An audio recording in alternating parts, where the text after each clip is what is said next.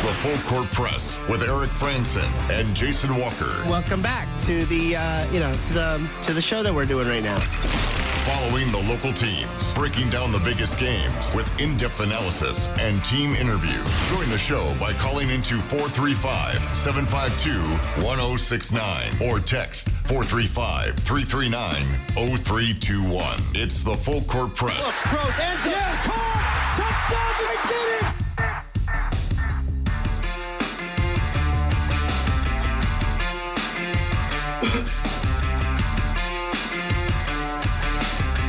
Good afternoon, everybody. Welcome on in. It's another edition of the Full Court Press. Eric Frandsen, Jason Walker. You're on 106.9 FM, 1390 AM, streaming on 1069thefan.com and the 1069 The Fan mobile app. And a lot of different things we want to get to on the show today. This hour, we'll preview another Utah State football opponent and talk about other honorable mention Aggies and our top 25 Aggies for 2025. How did some former Aggies do in the NFL in their preseason games this past weekend? And some very interesting comments from Rob Manfred last night that could give people in the state of Utah some hope about Major League Baseball coming to Salt Lake. So we'll get into that and also reveal how we did in trying to predict what would happen over the weekend with Pick 6. But before we go any further, I want to continue to remind our audience about this police procession that's happening through northern Utah today. Started at 4 o'clock at the medical examiner's office in Taylorsville. A big police procession headed north, going into Box Elder County, turning off and going into Tremonton, past Bear River High School to Rudd Funeral Home. And that's where one of the officers will be received, Sergeant Lee Sorensen, who was killed tragically in a shootout last night in Tremonton.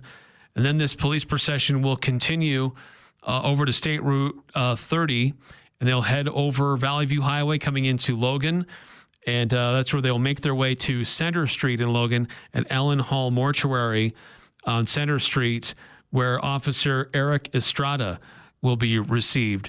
These two officers were killed in the line of duty last night, and there's a large police procession accompanying them to these funeral homes. And just be mindful, it is going to affect traffic in the area, and be respectful. Turn off the side of the road. Give them their time and their space to come through. And one other officer was wounded in this terrible situation last night. A canine was also, a police canine was also wounded in this event. So definitely our thoughts are with those in the Bear River Valley and others who were affected by this senseless act. So tragic situation. We want to be mindful of that situation and our friends in the Bear River Valley, but also be mindful as you're driving around. If you happen to cross any of those roads or be traveling on any of those roads, there will be some traffic disruption this afternoon. It began at 4. It's expected to conclude around 5:30 in Logan. So just be aware of that. Moving on to our topics at hand for the second hour, although going back kind of into one of our topics in the first hour with Utah State football and the jersey numbers kind of being awarded to certain players or the ability to pick your number, as we kind of explained in the first hour. 5001 on the Young Power Sports of Logan text line wants some clarification, saying, I'm a bit confused with this number deal. You have to have a number to get in the game to play. So am I thinking correctly that no number earned, no game time for you? And yeah, that's correct. Like, you have to have a number in order to play in the games. So, and of course, I wasn't sure. I don't know, because I've heard some things talking to some of the SIDs about procedures and whatnot. Of course, that it related to basketball, where they had to have practice jersey numbers by a certain point because they have to have correct. Because right now their practice jerseys in basketball are incorrect. Some of them are incorrect. But during the season, they actually have to be correct. Largely for broadcasters, when they come in and watch practice, talk to the coaches, they got to make sure they know who's who. I don't know if there's something similar with football where like they have. I would guess not, because Bronco talked about players not having numbers basically the entire season. Into week 10 or 11. Yeah, where it's like you don't have a number. I guess you redshirted that year or just didn't get to play. So, yeah, and to step on the football field on game day, you have to have a jersey with a number on it, or it's a procedure penalty for the team. So that seems to be part of it. It's like, look, you got to earn a jersey number, and it's not just a matter of, you got to pick last. It's like, if you don't meet the criteria of the program's culture, you don't live up to the standards. That's a better way to put it. If you don't live up to the standards, then you just don't get to play. And that's that. It's not that you get to pick. It's not that you have to wear number 47. It's that you just don't get to play anyway. Right. My apologies to anyone who likes to wear the number 47. It's not some arbitrary number that you just pick up and then put back when you're done for the day. It's like you earn your jersey. If you have a jersey number, you can play. If you don't have a jersey number, you can't play. It's very simple as that. Yeah, and if you want your jersey number, then you better do the things that are asked. Yeah, definitely. So looking at the season, we've been doing our opponent preview, piggybacking off all the work. I figured I'm doing these big old written, 1,500, 2,000 word written previews. Might as well make some radio content out of it. Almost caught up. It's almost caught up with us. Tomorrow, we're going to be right on schedule. My Nevada preview releases tomorrow. We'll do Nevada tomorrow, but today we've got New Mexico, the preview that released on Friday. And this is the game that we've all got circled, I think. This is the game that I'm kind of most looking forward to just for the pure chaos. Something I kind of noted in the preview is like, this is quintessential college football. Like, does anybody out east give one flying rip about Utah State and New Mexico in the middle of October? Not a clearly not one. As illustrated by the TV assignments for the start of the year. I would have thought, hey, we got to make this a marquee matchup because of all the side stuff. Maybe not the product on the field, but there's plenty of exterior stuff that could make this broadcast really exciting and interesting. But no national partner picked it up. Yeah, Utah State, Nevada, 2 weeks after this gets national TV on CBS Sports Network, but not this one. Maybe there was just a conflict with some other game that they really wanted to do this particular week. But yeah, 1 p.m. kick time on October 25th. There's a mistake in there because it says on my preview, it says it's happening at Merlin Olsen Field, and it is not. Oh, that is not going to be in Logan. Yeah, it is not happening in Albuquerque. But I better go fix that. That's the problem. That's there's a format that I follow. So yeah, it's going to be taking place down in Albuquerque, and that's, if you're the Mountain West schedule makers and you want to draw up the best way to make the Bronco Mendenhall versus New Mexico matchup as spicy as possible, put it in Albuquerque, because there might be a few extra fans at that game just so that they can boo Bronco Mendenhall. I don't know if you read this piece that was done over the weekend or late last week. I believe it was Chris Vanini wrote about New Mexico and how this kind of used it as an illustration of the plight of the G5 school in the modern era. They lost their head football coach. They lost their head basketball coach. They pretty much lost their full basketball team and a good number of players off their football team who transferred after the coaches left. And just how difficult it is to maintain continuity once you start having a little bit of success. Now, Bronco didn't leave New Mexico because he had all this success at New Mexico, but it did illustrate that it's a challenge, and New Mexico is a place where they've lost a lot in a short amount of time, so they're reeling as a community. This could be kind of that big game to vent all of their frustrations. It may not all be football related, but all the frustrations with what's going on in college athletics. Yeah, and Utah State kind of ends up being the representation of that to them. It's, your football coach left, was going to Utah State. You also have a Utah State who, in a sense, is also representing the fact that New Mexico is getting left behind in the Mountain West. Yeah, right. That's the other point. And then a bunch of New Mexico players went to Utah State, and that, in a sense, kind of represents how they've lost so many players, football and basketball. Mind you, in basketball, they gained one of Utah State's players. But Utah State ends up being kind of the representation of all that. So I don't know if it's any special hate that New Mexico would have for Utah State, although Utah State fans have been kind of needling New Mexico a little bit. They've kind of they've been riling up the New Mexico fan base. So a lot of that frustration and hate is going to be directed at Utah State as a fan base. We'll see if the players have any of that, because like a lot of these guys, well, they're all, so many of them are newcomers. They don't necessarily have that history. You have a decent number of them who are coming with Jason Eck from Idaho. Like he has 4 or 5 different guys, like his sack leader, his leading tackler on defense at Idaho. They're both coming with him. I think an offensive lineman, and of course his quarterback too, who they just today named will be the starter. Yeah. So of course they do it like I had to be speculative about it in my article, although I did pretty much say it was going to be him. And of course they're also bringing in a guy from who was it, Montana or Montana State, one of the Montana schools. They're running back Scott Humphrey. I don't know. It's kind of weirdly spelled. It's not Scott. It's Scott R-E. Scottre. Okay. Where he ran for like 1,400 yards and like 15 touchdowns last year. So they're bringing in a lot of guys who don't necessarily have the history with New Mexico. But obviously, when you show up in a town, you're going to start really identifying with that. Does that hate from the fan base toward Utah State for some very specific and very recent reasons?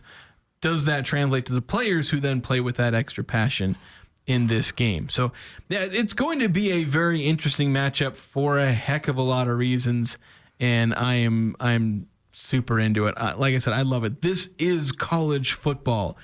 Maybe it's not a long-term rivalry, but it's going to kind of feel like one for at least one season. This is how instant rivalries occur. Yeah.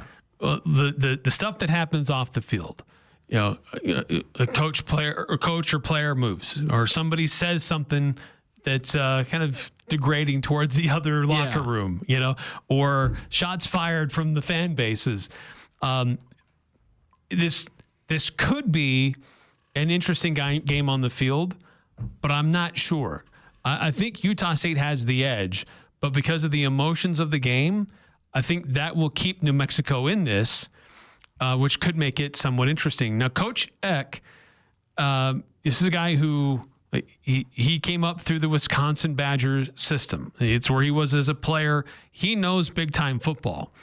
But as a coach, he doesn't have that same level of experience. But he was a guy that would score a lot of points and had, a fun way of coaching football at Idaho, and was making a bit of a name for himself. He was actually a guy that I was interested that Utah State should probably consider for their next head coach. Now, I would take Bronco Mendenhall over Jason Eck. I think most people would. I didn't think that Bronco would even be in the realm of possibility. But when that happened, okay, I'll take that guy instead. But the fact that there was a possibility that Utah State had an opening that needed to be filled, I thought the Aggies should have taken a look at Eck, just because I think he is somebody who I think fans gravitate to quickly and a fan base can get behind. But I also think he's a pretty solid coach on the field. Also, really good name. Eck? No. That name is icky. There's a lot of X in the area here in Cache Valley. I would assume. But he's trying to put a new roster together, and he's built it from kind of lower level to bring them up to New Mexico. Not a lot of P5 transfers or a lot of G4 or G5 transfers. I say P4 or G6. But so he's bringing a lot of guys from lower levels and giving them opportunities and chances. But as we've highlighted with Utah State, with some of the specific players for Utah State, there's a couple of those guys that they have on their roster too. These are guys who have playing experience. These are guys who have learned some of the little nuance of being on the field and know how to make plays. The biggest question is, can they make it with the level of physicality and speed that's at this level? And so that'll be the big question for New Mexico. And one of the biggest questions, obviously, is a quarterback. You got Jack Lane, who he only played in, I think he made 7 appearances, but in one of those he didn't even throw a pass. So if we just say 6 games, he had just under 1,500 yards. He had 14 touchdowns and 4 interceptions. So pretty dang good touchdown to interception ratio and a pretty good yards per game where I can't remember if I did the math, but if you stretched his yards per game over 12 games, I think it came out to like 2,800, which is pretty dang good. For a college quarterback to get into the high 2,000s. Usually your leaders for a conference for a 12-game regular season are in the low 3,000s, maybe mid to high if you're having a record-breaking season for your program. So this is a guy who produced yards, though he's not a runner, which is going to make things a lot different because last year they had like the ultimate running quarterback, at least in the Mountain West, with Devin Dampier, where he had 11, almost 1,200 yards rushing, and then it was 18 something rushing touchdowns. Like he had more rushing touchdowns than passing touchdowns. So it's going to be different. Of course, you can be successful and be a non-running quarterback. Even though all your Heisman winning quarterbacks tend to be rushers, you can be a statue in the pocket and still be an effective quarterback. Tom Brady and Peyton Manning did it for 20 years apiece. Yes, they have very successful careers. So you can do it at the college level. It's just the question is he going to be able to make it work at that level? Is he going to get the same pass blocking? Because he was at a pretty high level, or at least a pretty really solid Idaho team at the FCS level. Is he going to be able to handle it if he's facing a little bit more pressure?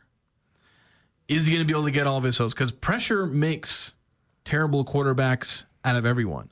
Tom Brady was a terrible quarterback when he had somebody sitting in his lap. So is Jack Lane going to be able to be as effective, not just in the sense of, the corners and wide receivers are a little faster, so the game's going to be a little bit faster, but also the pass rushers are bigger and faster, and being on a probably not as good team relative to the rest of the league, is he still going to be able to elevate this offense? And so that's one question. Although I think the heart of the offense may very well end up being this transfer running back Humphrey, where he's a guy who, look, if you can run for 1,400 yards at FCS, you can run for 1,000 yards at FBS. It's like, if you can gain yards on the ground, you can gain yards on the ground. Yeah. And so I'm pretty confident this guy's going to be able to translate that to the FBS level. So he could end up being a bigger deal to this offense than Jack Lane. And if they're able to have a really solid run game around Humphrey, then that's a start. Because one of the biggest keys with New Mexico is their offense is not going to be as good as it was last year with Dampier. That is he is an offense unto himself, and there's just no replacing that. So they got to replace him in the aggregate. You got to do money ball here. But as long as their offense doesn't suffer too much, because they were top 30 in the country in offense. If you fall a little bit, then whatever, you rank 50th or 60th. That's still enough offense to win you games. So they need to just, and whether things change a lot stylistically, as long as they can not completely fall off the map on offense, that's going to do fine. Jack Lane doesn't have to be Devin Dampier. Humphrey doesn't have to be an all Mountain West running back. They just have to be good enough. And that's enough to make it a challenge for a team like Utah State. Yeah, I think that the bigger concerns for New Mexico are, can their JUCO and FCS players handle this level? But beyond that, can they stop anyone? Yeah, and that's the big question, because if their offense drops to 60th or 70th in effectiveness, but their defense jumps to 70th, they're a better team than last year. Yeah. It's sad that sounds true, because their defense was so far gone that I say jump to 70th. That's 60 spots for them. There'd be a major improvement. It'd be a bigger improvement on defense, and their offense would fall back. So if their defense can be respectable, get inside a lot of these things echo true for the Aggies too. Get inside that top 100 in defense, at minimum. Because at that point, are you an elite defense? No. But at least you can kind of stop teams every now and again. At least you're going to have games where you hold teams in the 20s instead of having to pray you hold them below 40. And that's kind of the key for New Mexico. And that's another thing that makes this game kind of interesting, is that both Utah State and New Mexico are in a pretty similar spot. Rebuilding from a lot of different new players. They have a lot of the same strengths and a lot of the same weaknesses based on last year's. And so both teams are going to try not to fall too far on offense, and both are going to try and resurrect their defense.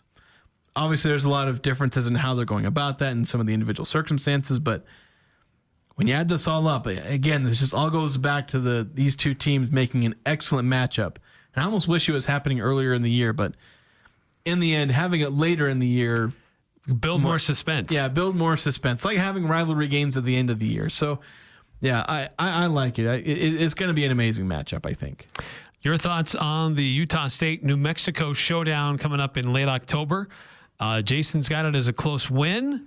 How do you feel? Would you put a little more distance on that one or go the other way? 435-339-0321 here on the Full Court Press. It's that time of the year. Fresh zucchini is everywhere. And at Old Grist Mill, they're baking it into the perfect special. The Old Grist Mill is making warm, fresh, baked zucchini bread, just like Grandma used to make. Simple ingredients and fresh zucchini to create moist, flavorful bread the old-fashioned way. It's the taste of the season. Stop by South Logan, or Smithville to grab a loaf or two before it's gone. And don't forget, Old Grist Mill makes all your favorite fresh bread, scones, muffins, and now serving breakfast in Logan and Smithville. Dine in, take out, curbside, or catering. Old Grist Mill is here for you.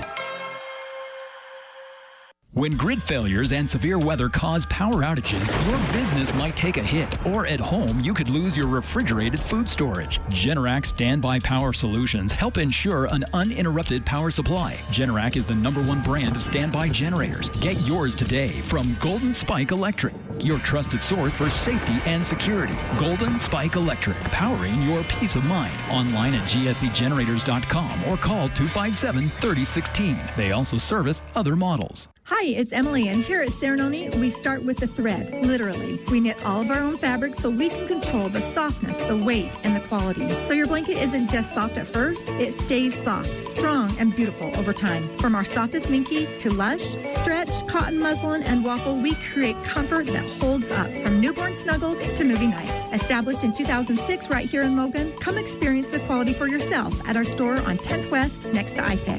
Serenoni, wrapped in comfort, gifted with love. It is critical we keep AM radio in all cars and all trucks. Hey, Sean Hannity here. More than 80 million Americans depend on AM radio. It is the backbone of the emergency alert system, and that keeps us safe in dangerous times because when cell and internet services are down, AM radio might be your only lifeline. Now text AM to the number 52886. Tell Congress that we need AM radio in our cars. Text AM to 52886 today. Standard message and data rates apply. The Full Court Press. Connect with us on Facebook, Twitter, and online at 1069thefan.com.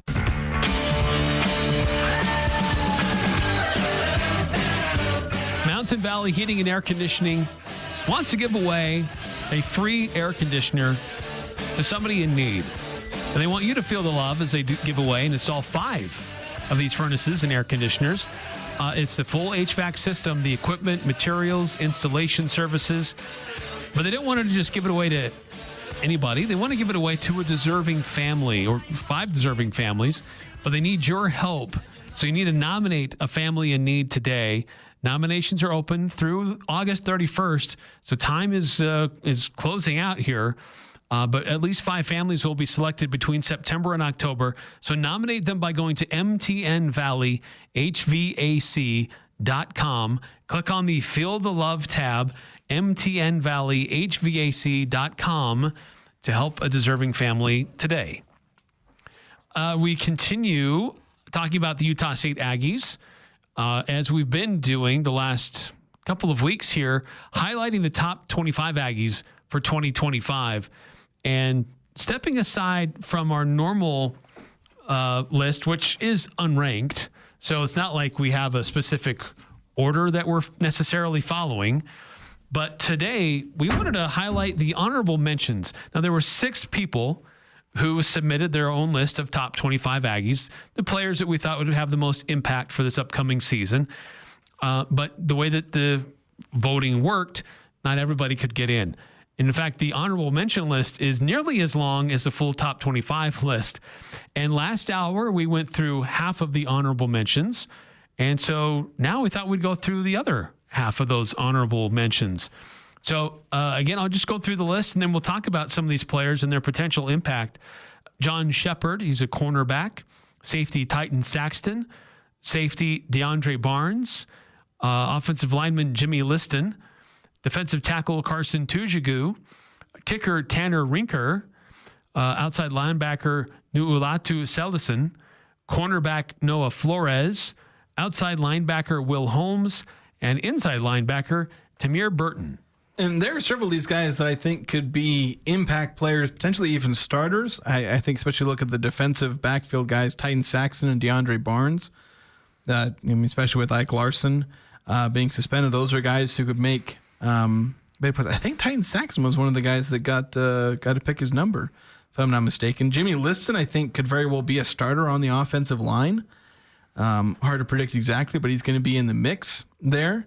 Noah Flores, he's going to be getting snaps at corner. I don't know if he'll start, but he'll be getting snaps at corner. Then Will Holmes is probably just one of the most intriguing players, I think, with his athleticism, his size, his speed, and the fact that he's not been playing football very long. So, there's going to be that kind of exponential growth, right. I think, with him that you could see. We really didn't see him the first of the season. In the last few games, he made himself known. Yeah, very, very interesting. He was hard to keep off the field. Yeah, very interesting player in terms of his potential. Again, I don't know if he'll start at that outside linebacker / edge rusher position, but I very much think he'll be in the rotation and could be making an impact for the Aggies early on this time instead of just late in the season. Yeah, so again, an interesting mix of players at various positions across both offense and defense and special teams. Who could have an impact on the season this year. We've had quite the long list of players that we were highlighting, but today we wanted to recognize others receiving votes, our honorable mention list, which, again, this is an interesting mix of players who could start. Some of these guys could be starters, while others could have some interesting roles as rotation players as the season goes on. But that's the latest in our top 25 Aggies of 2025. Going back to the Young Power Sports of Logan text line 435-339-0321 is the number you can text if you want to join the conversation. 9315, going back to the whole thing about earning numbers, and if you don't have a number, you don't play, and there are players who aren't guaranteed a number. There's no guarantee you ever get a number this season. But 9315 saying, what happens if they have an in-game injury and the backup doesn't have a number? I don't think... You'd have to go down 3 or 4. Because keep in mind, these are 100-player rosters. That means you have backups to the backup to the backup to the backup to the backup.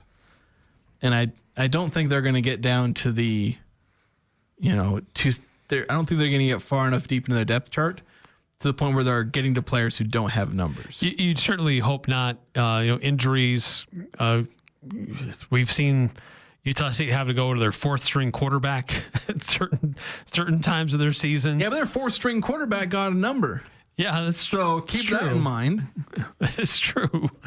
So yeah, you'd hope that they wouldn't come to that. But those are things that they have to try to work out and figure out through the course of the season. Yeah, it's part of roster management. This is the hill they've set up on. So it's the hill that they'll hopefully not have to die on. Yes. But let's talk about former Aggies playing football. NFL preseason continues. We had a lot more games over the weekend. We've got a game taking place this evening. The Bengals are at the Commanders. I don't think we're going to see Bobby Wagner tonight. He shouldn't play.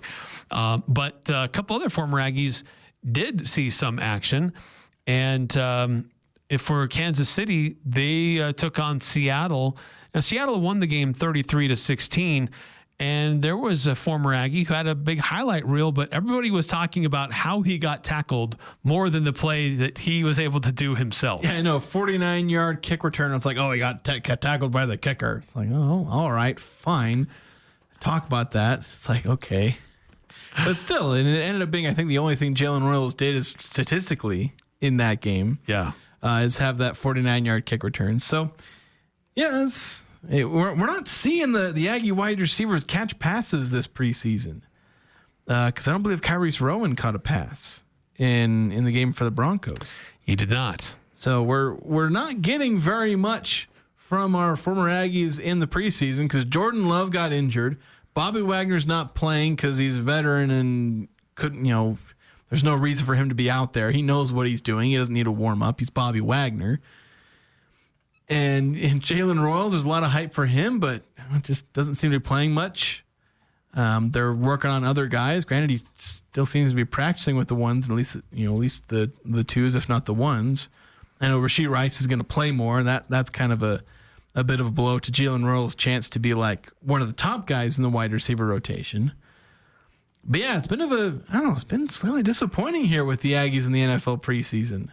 Wyatt Bowles keeps playing, and he keeps playing pretty decently. Although, unfortunately, when I look at some of the roster projections, they still have him getting cut. So, I don't know, man. This isn't panning out as well as I hoped for the Aggies in the preseason. No Jordan Love. Didn't expect Bobby Wagner. We're not getting as much out of Jalen and Kyrie's. And Wyatt Bowles might manage to get cut anyway, despite the fact that he's playing well. So it's like, come on. Yeah, so continue to keep an eye on that. I know the NFL preseason has one more week next week, and hoping that some of these former Aggies get another chance or a little bit more opportunity, if possible, to get noticed and actually perform in the course of a game. But if they haven't been used much these last few weeks, not sure how much they'll get used next week. Yeah, as they start to get, as these programs get a little more focused on who is in and who is not. And I can't remember if they go through a round of cuts. I thought I remember them going through like multiple rounds of cuts in the preseason.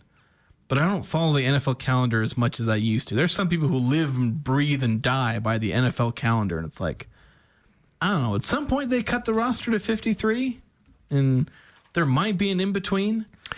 Roster NFL teams will have until 2:00 tomorrow afternoon. Oh, really? To reduce their active rosters to 53 players. Oh, to 53? Yes. So they have to go down to 53 by tomorrow? That is the only roster reduction deadline during the preseason. Oh, I thought there used to be more. I mean, that's just the straight up. So they're going to play the final preseason game? Everyone's going to play the preseason game with the 53-man roster? Correct. Well, we'll keep an eye on that tomorrow. That deadline will happen before our show, so we'll talk about which Aggies made or didn't make the cut. Put your predictions in now. I would guess that Jalen makes the roster. I'd be surprised if he didn't. I think he's shown that he can help the team as a receiver or as a return man. He'll probably get more time as a returner earlier. You think Bobby makes the roster? I think Bobby Wagner makes a roster. Jordan Love? He might have a chance. If he, it depends on his injury recovery, maybe. But then the others, Wyatt Bowles, Kyrie's Rowan, I don't know. I mean, Wyatt played a lot in game one, but I haven't been able to find his snap count for game two. I didn't find the snap count, but it looks like he's continued to play well. There's been some updates of people reporting where he apparently hasn't allowed a pressure on 62 pass protection snaps. That's not all of his snaps. That's just his pass protection. So he's been quietly playing well, as everyone says, which I think bodes well for him, perhaps at least make a practice squad. I think Wyatt Bowles will find his way onto a practice squad. Maybe he manages to make the back end of the Rams roster. You'd kind of hope for that. But it seems like he's headed for a practice squad. Kyrie's Rowan, as much as there were solid reports, usually if there's no news, that's a bad sign because nobody ever says negative things about people in camp unless it's some polarizing player. Right. Nobody's going to say anything negative about Kyrie's Rowan. Nobody has a single reason to say anything negative about him. But if there's no news, then that can be bad. But there's been some positive reporting on him. But I don't know. He's just so far down the depth chart that it's just really hard. And so for him, maybe you hope he gets on a practice squad, but he might be a little far beyond that. He might have to try and get on a different team's practice squad. Okay, so I did find the snap count for Wyatt Bowles in week 2. 68 snaps. Yeah, so basically the entire game. 3 on special teams, 68 on offense, I should clarify. But 88% of the snaps on offense, Wyatt Bowles was in there. So that's exciting. They're getting a lot of film on him. Only he can play, so I'd hope he'd be able to earn his way onto the roster. Like I said, practice squad, I think at minimum. If he doesn't make a practice squad, I would be a little shocked at this point, given how much they're letting him play and given how pretty solidly he's performing in that time. So really hope to see Wyatt Bowles work his way onto an NFL roster, one way or another. Yeah. Let's see. Text here from 3714 on our Young Power Sports of Logan text line. Bronco Mendenhall has spoken about a leadership council comprised of Aggie players. Wouldn't that mean the Ike Larson suspension was a decision voted on by that player leadership council? I don't necessarily think so. Did he mention anything about, because he's mentioned the leadership council, did he mention anything in connection with disciplinary stuff? That I don't know. Because that disciplinary stuff tends to definitely go back to the coach. It's a fair question. I don't know how to honestly answer that. Yeah. They may have had some influence or suggestions or recommendations. I'm sure that the leadership council would have a say, but I don't know if that they are the ones that can enact that suspension. Yeah, I would very much suspect that the suspension was Bronco's decision combined with whatever coaches he brings on for, he consults for disciplinary action. So I wouldn't imagine the players had much to do with enacting a suspension. One last thing on the Ike Larson situation. He is suspended for 6 weeks beginning last Friday. That would put it right up to the Friday before the Vanderbilt game. And I've heard people going around on social media saying, oh, we'll have Ike Larson back for Vanderbilt. If he's not able to participate in team activities the week of that game, he's not going to play that day. Yeah. You don't practice. You miss one practice. Sometimes you don't play for injury or whatever. If he's technically eligible to come back like the day before the game, unless he's practicing while suspended, which would feel weird. Seems like a sort of violation of the spirit of being suspended. Yeah. So it's like he's out through the Vanderbilt game. Just mark that down, write it in pen. He's out through at least the Vanderbilt game. And that's the way it's going to be. It may even be another week, like he's going to have to work himself back into shape, going to have to work himself back through practice. May have to work his way back in through the depth chart, depending on how the depth chart has progressed to that point. Does he step in right back at the top where he's been assumed? Or are other guys going to usurp some of his playing time? Well, and after Vanderbilt, Utah State has a bye before they travel to Hawaii. So if... It's not a bad time for... Yeah, if he's able to get through this and rejoin the team, he'll have some extra time to reintegrate. A couple more texts coming through on the Young Power Sports of Logan text line, 9315. I thought the players are the ones that came up with what the consequences were of breaking the rules, not so much which rules they break. Could be. Well, we'll try to get some clarification on that. 0366. Flag procession on Main Street at 6 p.m. for a fallen Logan officer killed in Tremonton yesterday. I know that the procession of officers is coming through, left the Taylorsville or the medical examiner's office in Taylorsville at about 4. They were going to go into Tremonton. And for one of the officers there will be received by Rudd Funeral Home. And then from there, they're going to come into Logan to Allen Hall Mortuary on Center Street. But it's good to know that flag procession expected to be more like 6 o'clock for when that happens on Main Street. So if you have the opportunity, it'd be great show of support if anybody's available to get on Main Street from 2nd North to Center Street to be a part of that procession that will take place later this afternoon. And then 5338 texting into the university officially announced 6 weeks as the length of Ike's suspension, or is it just speculation? The university hasn't announced the official length. That's just based off what Brian Phillips had initially reported. So the university said short-term speculation or short-term suspension, as of this past Friday. That was a statement that was passed around to the media, when we asked them for it. Yeah. And they have not set a specific timeline on that. Part of that might be part of the details of his suspension. If certain things aren't met or done, then maybe it gets moved to a longer term. I don't know. Yeah. Or maybe there's something that could move it up to a shorter term. Again, I don't know. Haven't seen what that suspension looks like in writing. And then 3714 with a prediction: Ike Larson will transfer and play his senior year at another school in 2026. I'd hate to see that happen. And it's also tricky because I believe this is his last year of eligibility. So, like, if he's going to transfer, if he's going to do it, then he better do it quickly. But also, like, this is his last year. You know, he might lose, 5 games of his senior season to this suspension, which is another unfortunate thing. It's like, I don't know, whatever happened, it really screwed up the what's supposed to be the capstone of his career and what a lot of people were anticipating to be his best season. Where last year he got a lot of tackles, but there was this kind of feeling that he wasn't as impactful and he needed to return to making some of those really game-breaking plays, breaking the game open with his interceptions and block kicks, because that's kind of who he was. And he was supposed to keep doing that while also becoming one of the top tacklers and top overall playmakers. But now, obviously, so much of that has been thrown off with this suspension. So, all right, we got to take a timeout here on the Full Court Press.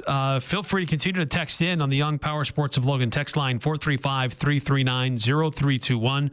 Also, be mindful of this officer procession that is going through the Bear River Valley and Cache Valley this afternoon in honor of these officers who were sadly killed in the line of duty last night in Tremonton.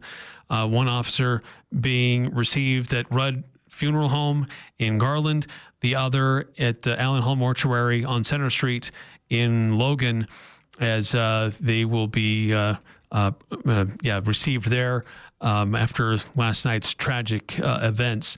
But be mindful of that if you're able. Be great to have a good showing of local residents able to show their support and solidarity with what's taken place here in northern Utah. Quick timeouts. We'll be right back here on the Full Court Press. Les Olson IT structured cabling is second to none. Tired of old and inefficient cabling? Have an upgrade or remodel planned? Building a new network from the ground up? We offer the very best in low voltage cabling installation, including data, phone, fiber optic, and more. Ask us how to get your free consultation today.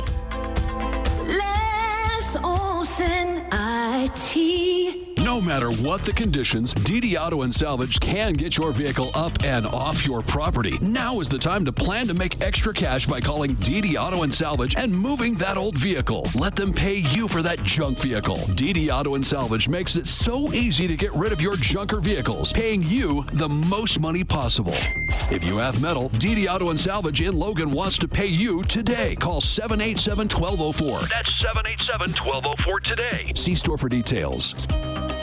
Passion, enthusiasm, extraordinary skill. Isn't that what you want from a chef? From salads to seafood, wood-fired pizzas to unique pastas and succulent steaks, the Elements Restaurant chefs have spent hours creating choices for you. A casual dining experience for lunch or dinner with daily specials and menu choices that always deliver excellence. The Elements is a complete dining experience for everyday dining and for special occasions in your life. Appreciate elevated simplicity. Only at the Elements Restaurant, 750-5171. Talking the sports you care about. The Full Court Press on Sports Talk Radio, 106.9 FM, 1390 AM. The Fan.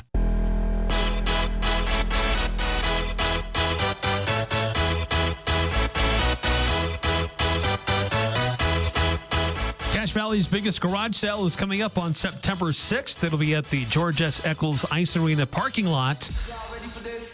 Make sure you reserve your spot today. Just go to CacheValleyGarageSale.com. And, we're clearing out the garage, clearing out the basement, the attic. There's going to be a lot of people who will show up. And there's a lot of new people coming into the Valley starting next week with Utah State. A lot of students, professors, staff showing up and being a part of our Valley once again. It's a great time to showcase your stuff and get rid of it to people who may be in need of some of those items. So go sign up today, CacheValleyGarageSale.com. Yeah, I'll definitely be selling a lot of definitely not pilfered from the office radio equipment. You'll see a little desk tag that says Eric Frandsen on it. Microphones. It's the microphones, headphones, bunch of pens. Let's hope not. So there could be some interesting changes coming up in the not too distant future for Major League Baseball. We say not too distant future. This is still like 3-4 years. Right. So it's still going to be a little bit. For baseball, that's not too distant, considering how quickly they move on. But when we're some talking things. about the scale of this particular type of thing, not so distant future is the correct terminology. But we do need to understand the context behind that. Right. So last night on the ESPN broadcast, Sunday Night Baseball, Little League Classic, Rob Manfred joined the broadcast and kind of expounded on the future of the league and some big changes that could be afoot. Expansion, realignment, expanded playoffs. I mean, can you see that down the road? I can. I think the first two topics are related in my mind. I think if we expand, it provides us with an opportunity to geographically realign. I think we could save a lot of wear and tear on our players in terms of travel.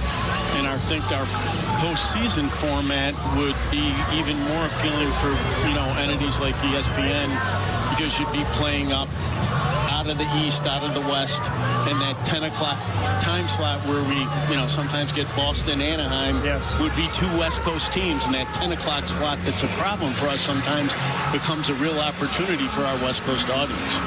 So I think, I think the owners realize that there's demand for Major League Baseball in a lot of great cities, and that we have an opportunity to do something good around that expansion process. So a couple different things to unpack there. So one of the bigger things here is this media rights that they're currently involved in, and there's some reports that suggest that could be resolved by the end of this month. But along with that is a possibility of expansion, adding new cities, adding new destinations, and in doing so would cause Major League Baseball to take another look at how divisions are constructed, do realignment, and then it's also led others to wonder, with the universal designated hitter, do we really need American League and National League? Just call it all Major League Baseball, and then you can more accurately kind of redivide the pie, if you will, on how things look regionally, so players and teams don't have to travel quite as far or quite as often just to play in their respective leagues. Yeah, I think you might consider doing it the way that the NBA and even MLS does it, where it's geographical conferences. Because the weird thing in American sports is that you always have two leagues within the league. Usually it's just the result of mergers between a bunch of these sports. In the NFL, it was the AFL and NFL. They merged. Now you get the AFC and the NFC.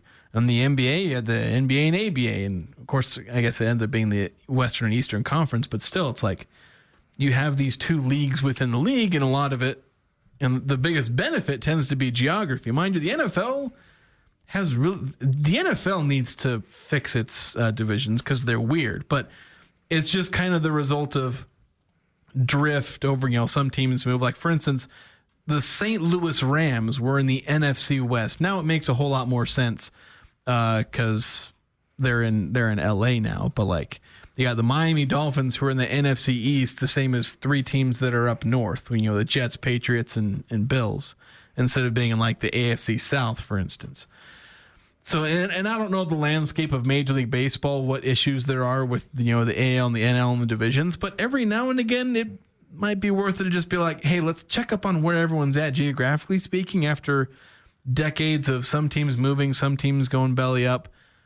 Maybe it's time for a facelift on that. And I'd hesitate to get rid of the AL and NL because there's just so much history tied up, and you don't want to just toss that aside. And I agree with that. I for the longest time, I've been a National League guy. Just I prefer their rules and how they do things, but their history. But you know what? It's changed. It's not. There used to be a very significant difference between the American League and the National League and how they would do some things, but that's pretty much gone. But with the Oakland A's now being settled with their destination in Las Vegas, they're working on their stadium. The Rays, they're going to have new ownership. They're going to have to figure out their stadium. That stuff has been settled now. That's always kind of been looming. Now that that's settled, Major League Baseball can more seriously pursue and consider expansion targets. And we know Salt Lake City is one. They're making a play to be a destination. But Nashville, Orlando, Portland, there are other communities that want Major League Baseball. But if you get to 32, if you just add 2, that's going to help a lot of this realignment stuff and clean things up a bit with travel. Yeah, and so if they end up adding 2 Western teams, that's where they might have to really start, fixing things up and reorganizing some things. But I would hope it wouldn't be too drastic. But yeah, there's hope. Maybe Utah can get a Major League Baseball team. And if the Millers do get it, then they better hope they're not cheap like the A's. All right, we got to take a quick timeout. How do you like that idea of expansion? Should they just merge? Should it just be Major League Baseball? Be East and West Major League Baseball? Or you keep the American League, you keep the National League, but just redefine those divisions with some new teams coming into the mix. We'll take a quick timeout. When we come back, we'll reveal Pick 6. How did we do in trying to predict what would happen last weekend? That's next on the Full Court Press. The patio is open. The chips are endless. Drinks on tap. You know it's got to be Cafe Sabor, Cache Valley's best Mexican restaurant, gold winner in the Best of Northern Utah contest. Experience Locals Day every Thursday with a huge burrito, endless chips and soda, only $7.95. That's a complete lunch for just $7.95. Finding any lunch under $10 is nearly impossible. Every Thursday, drinks, chips, and massive burrito, just $7.95. The patio, the sun, the fun at Cafe Sabor in the historic train station on 6th Weston Center in Logan. This is Ryan at My Mattress. A few years ago, I saw this sign hanging in a gas station. It said price, quality, service. Pick 2 out of the 3. Now, it's funny, and I did laugh, but at My Mattress, we don't even want to do business unless we can do all 3. Price, quality, and service. We have a 90-day sleep guarantee, 90-day price guarantee, and we will answer the phone if you have a warranty concern. At My Mattress, we deliver, we have financing, we strive to be price, quality, and service every day. Isn't it time to sleep exceptionally? Only at My Mattress. Need a reliable partner for your medical needs? Look no further than Triton Medical and Transportation. We offer top quality medical soft goods right here in your community. From incontinence supplies and oxygen needs to medical transportation. Whatever you need to stay comfortable and healthy, we've got you covered. Trust Triton Medical and Transportation, caring for our community with every step, every mile. Call us today at 435-557-6687 or visit us online at mytritonsupply.com. Triton Medical and Transportation, because your health matters. For more than a century, AM radio has evolved to meet the needs of our community. More than 80 million listeners depend on AM radio each month. AM radio is also the backbone of the emergency alert system, which keeps us safe in dangerous times. It's reliable, free, and public safety depends on it. Text AM to 52886 and tell Congress we need AM radio in cars. Message and data rates may apply. You may receive up to 4 messages a month, and you may text STOP to stop. This message furnished by the National Association of Broadcasters. It doesn't matter who you root for. The Full Court Press has all the high school sports covered. The Full Court Press. Connect with us on Facebook, Twitter, and online at 1069thefan.com.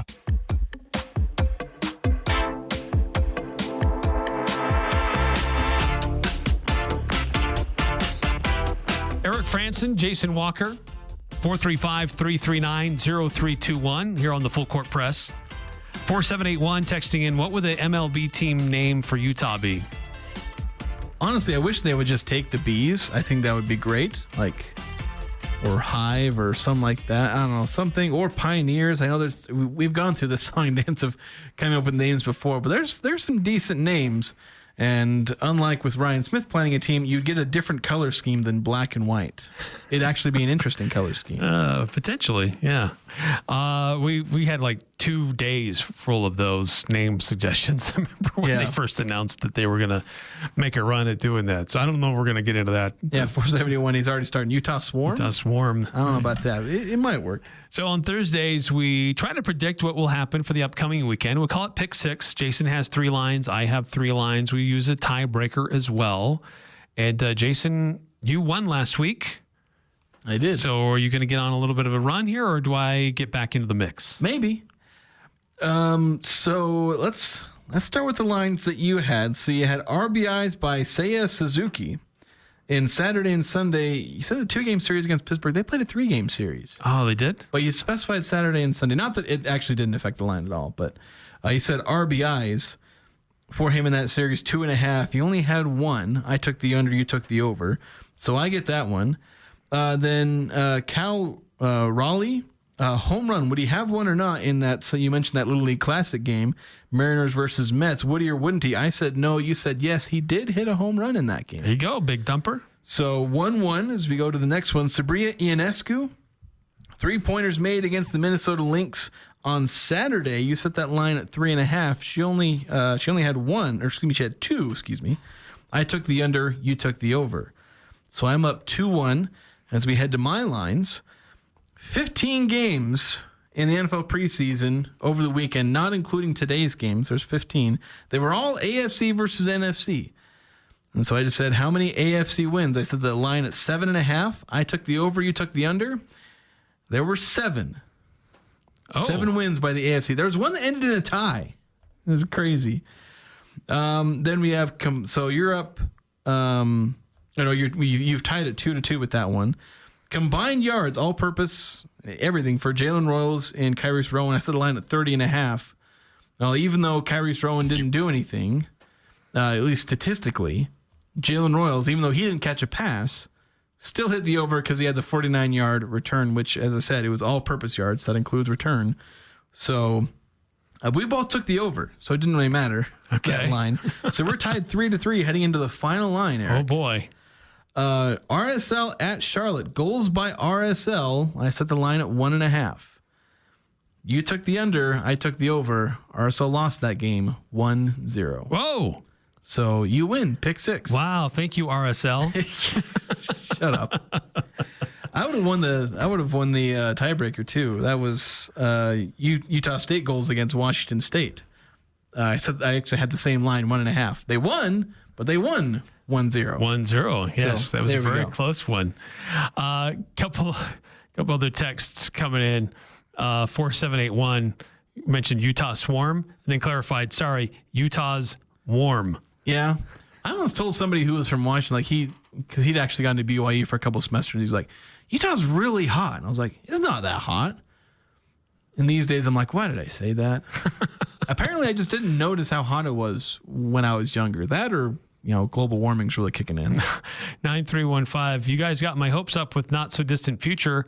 They went to the betting line in Vegas and found out I am not able to place down all my Skittles in betting. Signed, the Degenerate Gambler. I have said before, if you take my advice and use it as gambling advice, you deserve what happens to you. Yeah. Good luck with that. Yeah, especially if you're gambling Skittles. Yeah. Don't do that. Don't do that. Actually, I did for entertainment purposes only. I once did play poker with Skittles as the means of gambling. As your currency? Yeah, just because it's hard to play, poker without because that's part of what poker is. But I'm not going to bet actual money on poker. I'm not good enough at it for it to be worth it. So either you have chips and you just don't attach money to it, or in my case, when I was in high school, you used Skittles. Yeah, there you go. Yeah. 4781 with this, looks like a screenshot of the automobile dashboard saying 92 degrees. Yeah, it's not even as hot as it's going to get, sadly. And tomorrow or Wednesday is supposed to be the hottest day of the week. Yeah, it's crazy. It could get up to 100. Hey, that's going to do it for us here on the Full Court Press. Again, our thoughts are with those in the Bear River Valley, for others affected in our community, with those officers involved in the tragic shooting last night. One of the officers was received at Rudd Funeral Home in Garland earlier this afternoon. The other being received at Allen Hall Mortuary on Center Street in Logan. And there's been a procession of officers and flags. And I know people have been lining the various roads along that route, and appreciate you all showing your support for them and for those involved.